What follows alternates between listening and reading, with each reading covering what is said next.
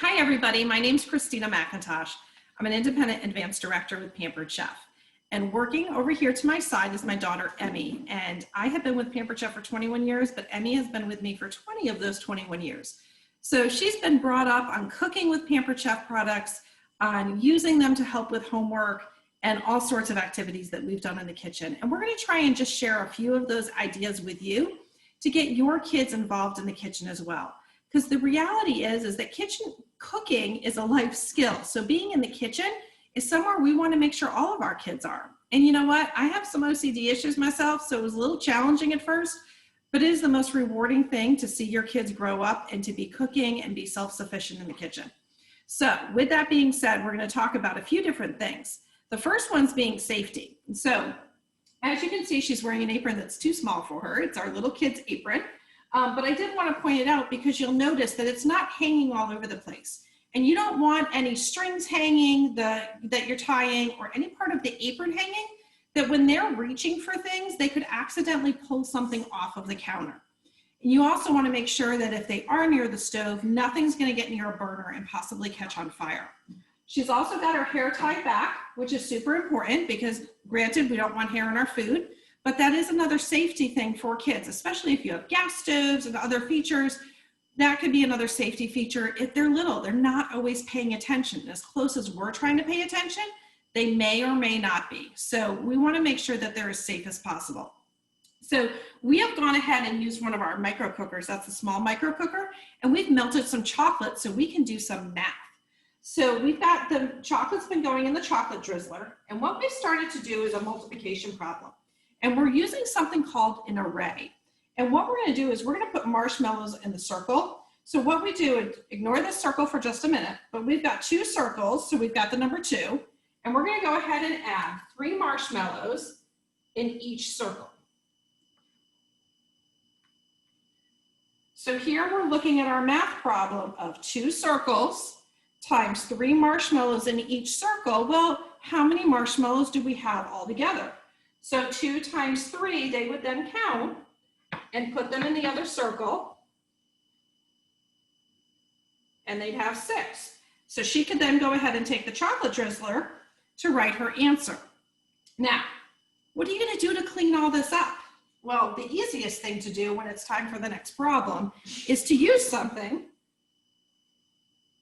and clean it up and enjoy eating it.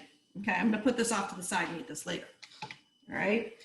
So yes, you would need to wipe your mats off, which you could do with a paper towel, or they could have fun eating it, but they wipe off really easily. The other great thing with the mats is they have a sticky bottom side to them. So that means that they're not going to slide all over the counter when you are cooking and dicing and chopping on them, which is going to be that extra safety feature for them as well. So you can do all sorts of math problems. And I'll tell you what, when I was teaching, this was one of my students' favorite thing was using food in order to learn their lessons. Now, obviously, today's day and age, those things may have changed in the classroom, but you're at home, you're in the kitchen with your kids, and you're bringing fun, and they don't even realize it, using kitchen products. So they are starting to build kitchen skills, even if you're not assembling a recipe, but you're doing math, which is super awesome. So that's a cool side to it. Now, we could change that up a little bit, and we could change that into an addition or a subtraction problem. So let me move this one out of the way. And here we've got our circles and our equal sign. And you'll also notice that these mats have resources on them. So this mat, you could actually teach your kids different knives have different jobs in the kitchen, okay? So this is gonna be a resource. You've also got measurements up here. So you can work on measuring. You could roll out dough and you could have them roll things out. You could take pretzels, which we're going to use in a minute, and you could have them measure pretzels and say, how many pretzels do you need to reach 9 inches? Okay, so you could be using the measurements on here to teach them, but there's food involved, so they're going to be more engaged. All right, so our next thing, we're going to do an addition problem. So we need an addition sign in there, Em. So she's got that on there. This is great for your fine and gross motor skills. All right, now let's put in there 2 marshmallows in the first one, and we'll put 2 in the second one, which equal, good thing I'm paying for that college education. So we need to put 4 in the last one, and then it's up to you. You could have them write it on paper, or if they're having fun with the chocolate drizzler, then you could go ahead and have them write 2 + 4 or 2 + 2 = 4. And there's something with the way the brain works, and I'm going to tell you this while she's doing that on there, that when you have that connection between a hand and something else, the brain picks up on it differently. So this is really going to help them with their math skills. You can do this with reading and writing. You could write words with chocolate. If they're studying a certain letter in school, we have our numbers and letters cake pan. So you could be making cakes or big cookies, and you could making them in the shape of the letters or the numbers they're learning about as well, which is super awesome. So we even got a smiley face on this one. Okay, and it doesn't, whoops, our marshmallows are falling out of their circles. So it doesn't have to be perfect, but they're having fun with it. And they're learning and you're reinforcing their math skills, okay? So that is one little activity that we wanted to share with you that you can do. All right, so let me pull over here another activity that we can do.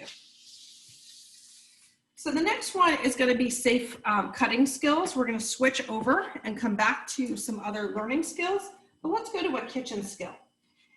You want to take a knife when they're first learning that's not likely to hurt them and to cut their hands, okay? And nope, that's all right. So this is our nylon knife, and you can go ahead and use that to cut through. Now, harder things like carrots, it'll be a little bit more challenging to use this with something like that, but softer things like a zucchini, you can kind of get away with. All right, so we're going to cut a couple of pieces of the zucchini, and then we're just going to cut them in half. And what you're really doing is, even if you don't need them cut like this, you're again giving them that opportunity to be in the kitchen and help. Now, the food chopper is one of the things that I taught my kids with first, because the blades are enclosed. We just had a rule that, first of all, myself or my husband was with them at all times, and they kept their fingers away from the blades, and they were not in charge of cleaning it. But they were able to hold it, and that worked on some gross motor skills when they were hitting the top of the plunger part of it in order to cut the food. So this is our spiral and slice. Now, there are blades on this, so you do have to be careful, and you don't want their hands near the base. But you can at least give them the opportunity to be able to put veggies in here. And again, depending on how old they are and what their skill level is, you might have to do hand over hand. And most of you are probably familiar with what hand over hand is, but if you're not, this is going to be where they're holding it. Whoops, let me go around this way. And you're going hand over hand to help them turn it. Okay, so go ahead, you can do it. I trust you, you're 20. Oh, do I turn it? Just turn it. And there, all the pieces are going to slide right out. So you're going to have your slices, okay? So that's, again, just giving them that opportunity to have something where they can feel like they're contributing. And it's giving you that experience of working with them in the kitchen and building your relationships. Because when it comes down to it, mealtime is about building relationships. Yes, it's about nourishing our bodies, but it's also about nourishing our relationships. So if I can steal this, I'm going to get rid of this stuff for a second. And if I might add, there was nothing better growing up than cooking in the kitchen with Mom. Whenever she asked me to help out with dinner, to help with the dishes, it was always a great time. We always laughed, we would sing songs, dance around the kitchen, but very carefully with nothing in our hands. Good catch there. But it's always a good time, and I miss it when I'm in college. But she comes home and cooks great meals. So that's what you're building up to, is you're giving them that independence so they can do that. All right. So you know what? Speaking of building, let's build something. So with that being said, I'm going to take a little bit of chocolate, and we're going to put it right here. And what I'm going to have her do is she's going to take some pretzels. Any of you remember building log cabins growing up? Okay. So she's going to take, well, not that pretzel because that one's in half, but she's going to take some pretzels and put a little chocolate at each end. And she's just going to start building however she wants to build. So while I'm talking to you about a few other things, I'm going to let Emmy have a little fun building, okay? And this is where you can take marshmallows, you could take broccoli and trees and have fun. You know, so often we look at our schools, and this is not a slam to teachers because this is not coming from the teachers, but coming from the top level down, oftentimes the teachers aren't given the opportunity to just spur that creativity in the kids and get that different side of the brain going. So these are things you can do at home. And when you do, it's just going to have that much of a bigger effect on their schooling. It's going to go into their creative writing skills and more. And you can even take this and build things with them, do things in the kitchen, and then turn it into a writing activity. If they're not writing yet, have them give you the words and don't change them. Their sentences don't have to be perfect. Have a cooking journal. And so if you're building a house and you want to write a story with it, let them tell you the story and you write down word for word what they say. Let it be theirs. A lot of times we try to change it to make it better. Let it be theirs. It will develop over time. And it's the coolest thing to see that kitchen journal transition and to see how their writing and their skills transition. So Emmy's doing one, I guess I call that one-dimensional. You could, no, it's all right, and that's fine because this is your creation. You could also work on building up a little bit, okay? So many different options. All right, well, she's having a ton of fun here. Yep. I'm gonna show you a couple other products that you might be interested in to help with the kids in the kitchen. So we have our kids' baking set, and this is part of the baking set, which mine now has chocolate on it. But one of the reasons that Pampered Chef made these measuring cups with different colors is because your little ones may not know fractions yet. So you might say to them, I might say, Emmy, can you hand me the green quarter cup? Well, if she knows her colors, then she's going to see the green. But I've now put the thought of quarter cup in her head. Now, is she going to remember it tomorrow if this is the first time we've cooked? Probably not. But if I'm bringing her into the kitchen on a regular basis, it's going to start to build over time. You know, I may say to her, we might do bigger and smaller. So we might measure up some different ingredients, and I might say, which one has more? Which one has less? And now you're using those comparing words. But again, they're so focused on the fact that they're in the kitchen, it doesn't faze them that they're learning. It's not school.